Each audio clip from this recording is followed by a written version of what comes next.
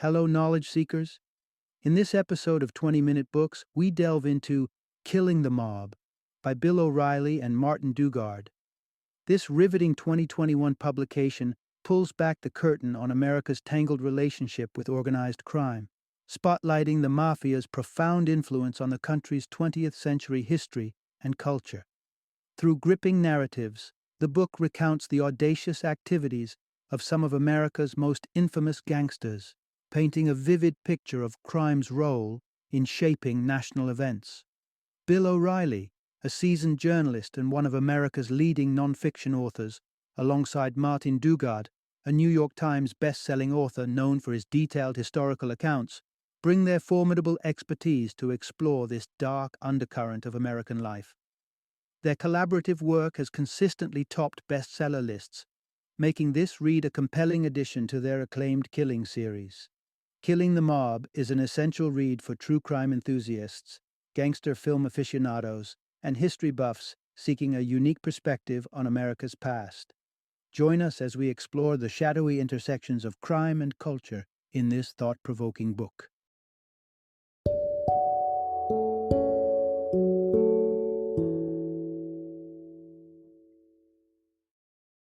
Killing the Mob: The Fight Against Organized Crime in America. Introduction. Discover the dark allure of organized crime. During the turmoil of the 1930s, marked deeply by the Great Depression, America found itself grappling with unprecedented economic and social challenges. Jobs were scarce, families were destitute, and disillusionment was rampant. In these desperate times, traditional villains and heroes took on new faces. Banks, once pillars of stability, were now seen as heartless giants, while outlaws robbing these institutions began to capture the public's empathy and imagination. This period heralded a new chapter in the narrative of American crime, where figures like Bonnie and Clyde weren't just outlaws. They were rebels with a cause, at least in the eyes of the beleaguered public. Beyond these bank-robbing icons, a deeper, more organized form of villainy was taking root: the rise of the mafia and its sophisticated hierarchy of power.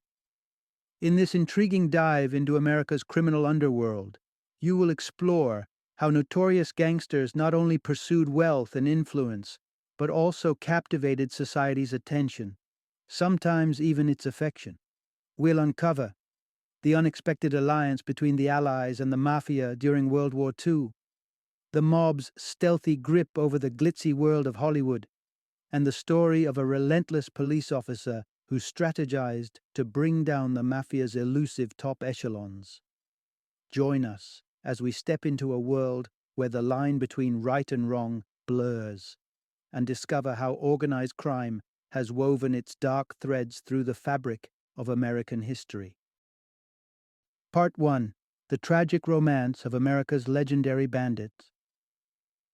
Amid the backdrop of economic despair during the Great Depression, a new kind of American folklore was born, starring none other than the infamous duo Bonnie and Clyde. These notorious figures weren't just criminals. They were symbols of rebellion against an oppressive economic system, captivating the nation with their audacious exploits. Enter J. Edgar Hoover, the zealous head of the Bureau of Investigation, the precursor to today's FBI. Tasked with capturing these high-profile outlaws, Hoover's first target was the pair known across the country for their daring bank robberies and glamorous, albeit illicit, adventures.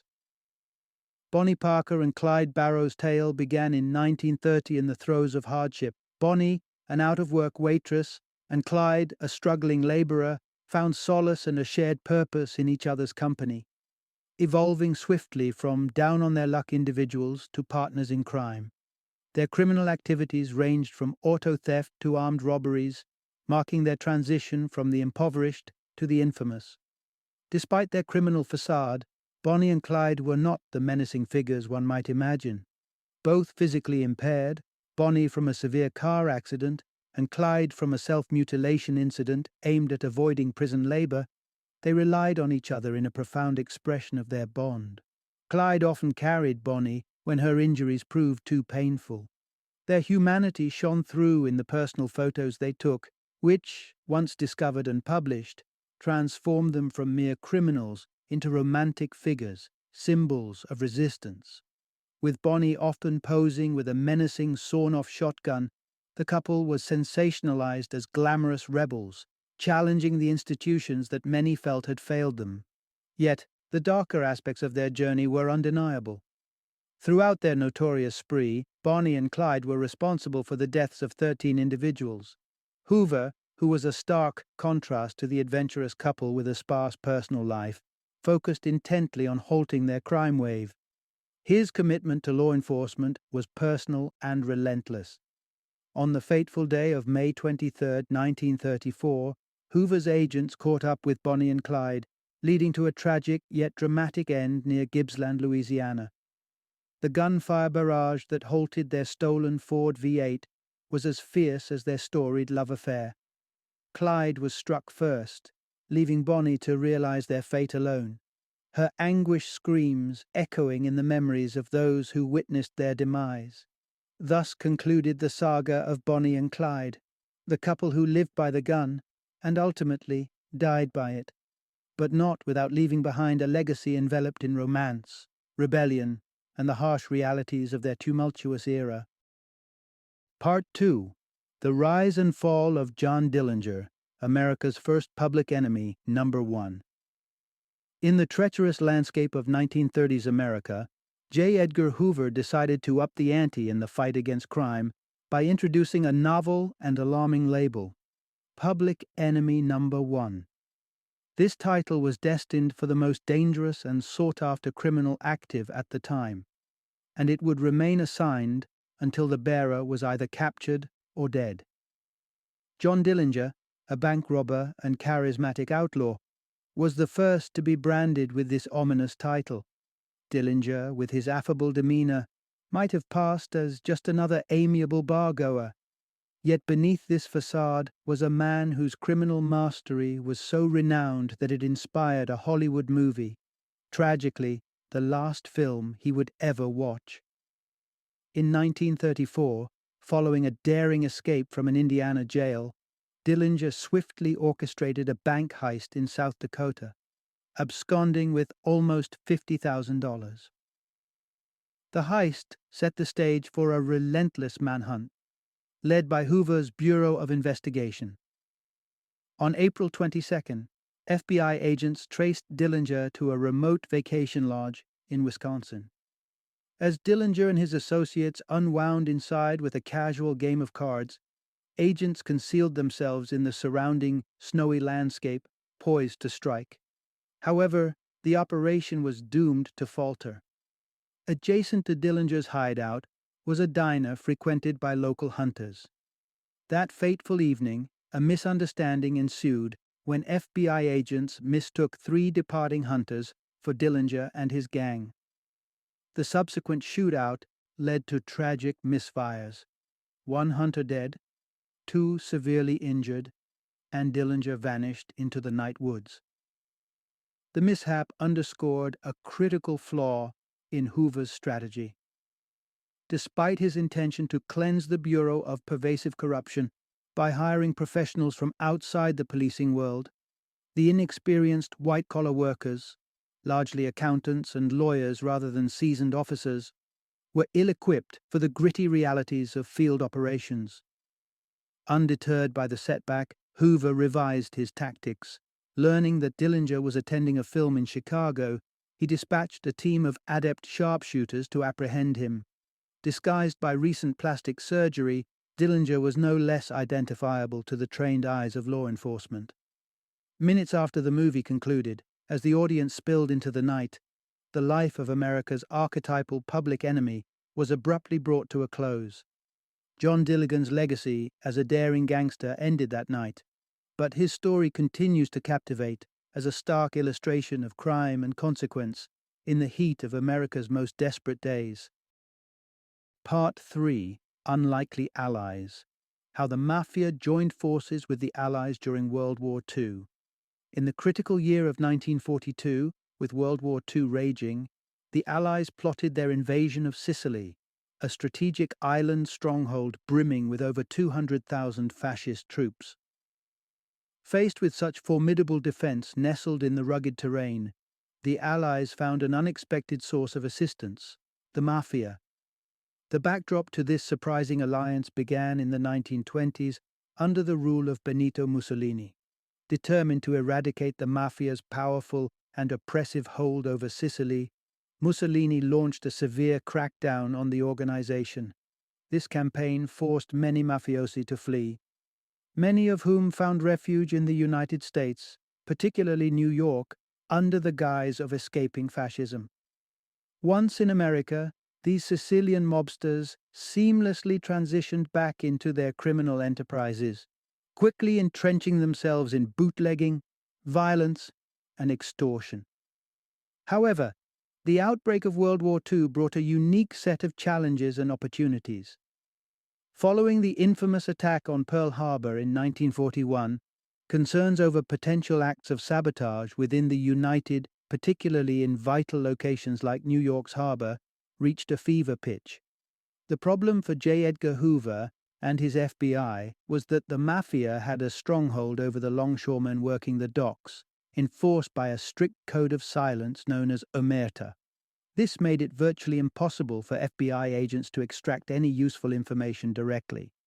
Left with limited options, the FBI approached the most influential Sicilian American mobster, Lucky Luciano, who was then serving time in prison. In a move driven by sheer necessity, an agreement was forged between the U.S. government and the Mafia leader. In exchange for Luciano's cooperation, using his expansive Mafia network to secure the harbor against sabotage and gather crucial intelligence from the Sicilian Mafia, he would earn his freedom. This pact turned the tides in favor of the Allies. Luciano's contacts in Sicily were instrumental in providing the Allies with the local knowledge and support needed to facilitate their invasion.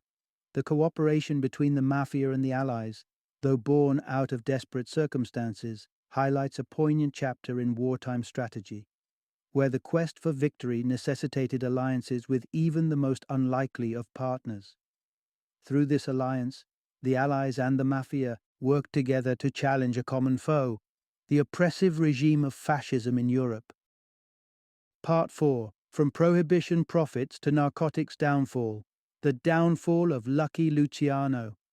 The Prohibition era was a golden age for the mob, as they thrived on the illegal import and distribution of alcohol across the United States.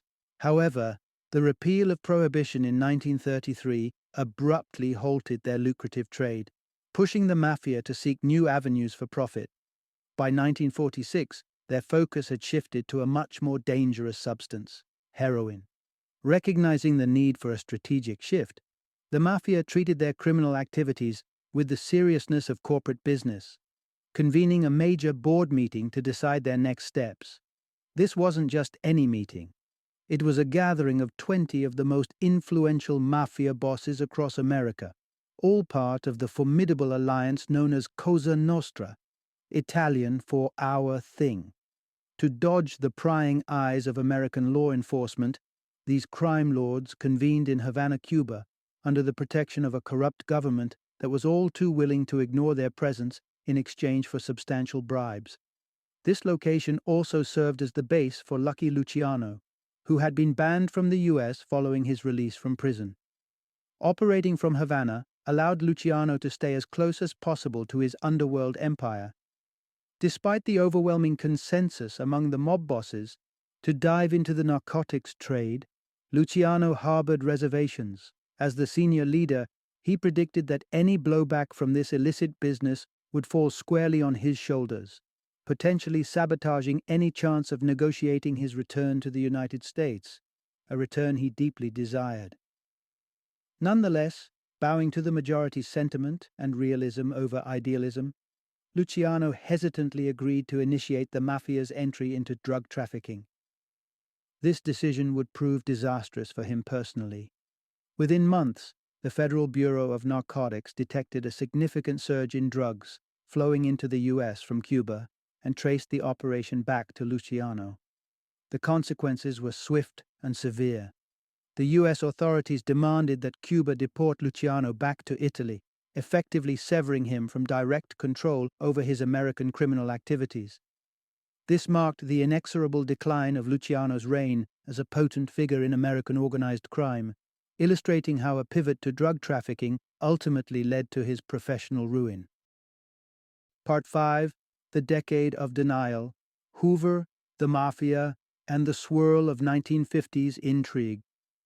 Throughout the 1950s, as the Mafia's fortunes soared through illicit drug trafficking, the specter of organized crime loomed large over America. Yet, paradoxically, FBI Director J. Edgar Hoover staunchly denied the existence of such an organized entity. To Hoover, the concept of a cohesive network of Italian-American mobsters was a myth. Crime, in his eyes, was the work of individual crooks operating independently. Despite Hoover's denials, public awareness and concern about the Mafia were about to surge.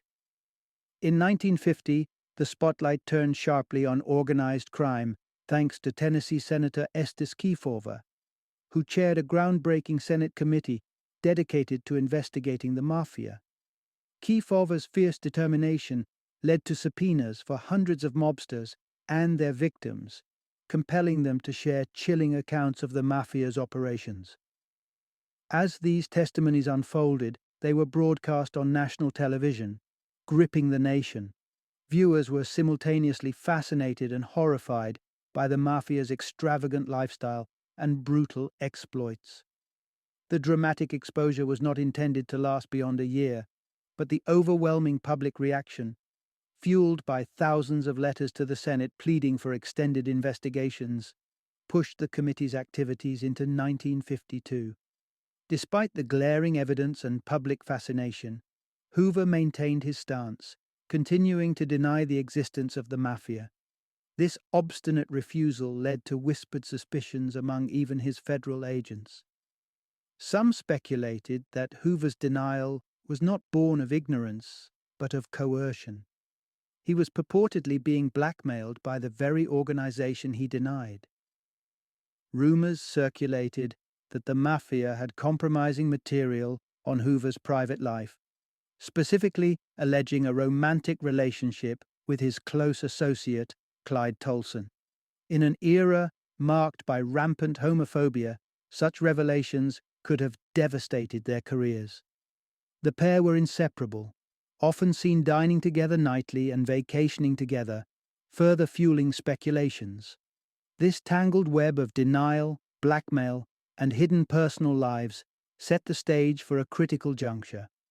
Something significant was on the horizon that would challenge Hoover's capacity to ignore the growing power of the Mafia, ultimately testing his control over the narrative and his own legacy within the FBI. Part 6: A Humble Officer and a Historic Crackdown on Mob Bosses. In the late 1950s, while FBI Director J. Edgar Hoover continued to dismiss the existence of organized crime syndicates, a dedicated police sergeant from upstate New York was making moves that would soon thrust the Mafia into the national spotlight. Edgar DeWitt Croswell, a sergeant in the quiet town of Appalachian, lived and breathed law enforcement. Stationed at the local police barracks night after night, Sergeant Croswell was deeply familiar with the criminal underworld in his jurisdiction. Among the individuals on his radar was Joseph Barbara, a known Mafia boss who resided in a palatial estate locally. Croswell's breakthrough came after he noticed suspicious preparations at Barbara's mansion. Large meat orders from a Chicago butcher and several luxury hotel bookings for November 14th. Piecing together these clues, Croswell surmised that a major event was planned, likely a high-level Mafia meeting. Barbara's mansion indeed served as the venue for a significant gathering on that day, a meeting not seen since the infamous Mafia summit in Havana in 1946. The country's most powerful mob bosses convened at the luxurious villa, there to strategize about expanding their criminal empire further into legitimate industries such as textiles and sugar, and even deeper into the justice system, discussing plans for taking their operations global. As these mob leaders plotted their future moves, Sergeant Croswell and his team set up a strategic roadblock around the estate. The first to stumble upon this police barricade was a delivery boy, who quickly informed the mob bosses of the police presence. Despite their notorious reputation for ruthlessness, the trapped mobsters panicked at the prospect of arrest and long prison terms. In a chaotic scramble, many fled into the surrounding woods, their expensive suits tearing against branches as they sought to escape. By the end of that fateful night, Croswell had successfully apprehended around 60 mafia members. The arrests made national headlines the following morning, catching even J. Edgar Hoover off guard as he choked on his breakfast reading the news. This event marked a turning point. Hoover could no longer ignore the blatant reality of organized mafia activity in America. Thanks to the tenacity of an ordinary police officer who refused to turn a blind play to the ominous undertows in his town, the myth of the non-existent mafia was conclusively dispelled, redirecting the course of America's battle against organized crime. Part 7: The Shadowy Alliance Between the Mafia and 1960s Hollywood. The glitz and glamour of Hollywood in the 1960s often eclipse a darker liaison that played out behind the scenes, one involving the influential hands of the mafia.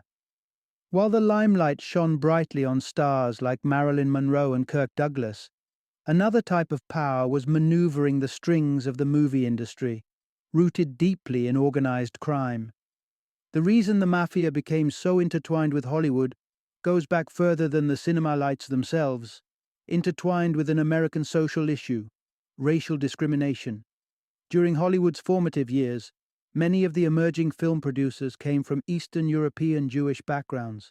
Despite their undeniable talent and vision, these producers often faced financial roadblocks, primarily due to prevailing prejudices among traditional banking institutions.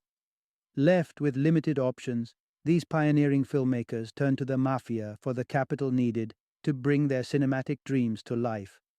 The mob, ever opportunistic, saw a lucrative chance not only to invest in a burgeoning industry, but also to skim hefty profits from the movies they helped finance. Beyond financial maneuvers, the mafia exerted control over various Hollywood labor unions, from screenwriters and construction workers to electricians. This control meant that if a film studio crossed the mob, retribution could be swift and severe, often involving strikes and work stoppages instigated through union influence. One stark example of the mafia's grip on Hollywood content came with the production of the television show The Untouchables.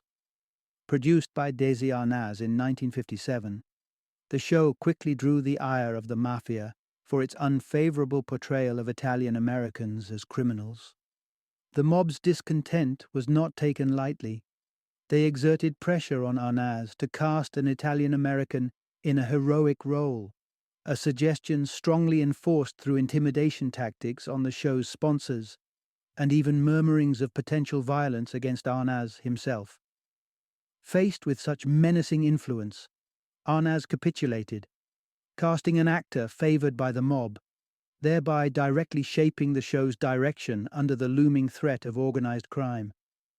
This symbiotic and often sinister relationship between the mafia and Hollywood during the 1960s serves as a reminder that the stories unfolding on screen were sometimes scripted by the unseen, powerful hands of the mob, dictating narratives in more ways than one might imagine.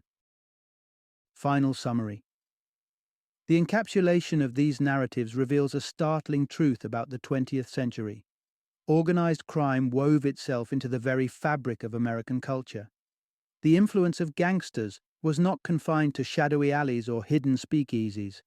It reached the highest levels of government, the glamorous studios of Hollywood, and even the homes of ordinary citizens. Throughout the decades, from the Prohibition era to the flashy 1960s, Americans found themselves both fascinated and appalled by the mob's formidable presence. Whether it was the audacity of notorious figures like Bonnie and Clyde, the strategic manipulations of Lucky Luciano, or the mafia's unlikely role in American military strategies during World War II, the saga of organized crime in America is as complex as it is compelling. In essence, the story of organized crime throughout the 20th century is a stark reminder of the mob's pervasive reach and its lasting impact on American society, illustrating that the allure and danger of the gangster underworld became as quintessentially American as apple pie.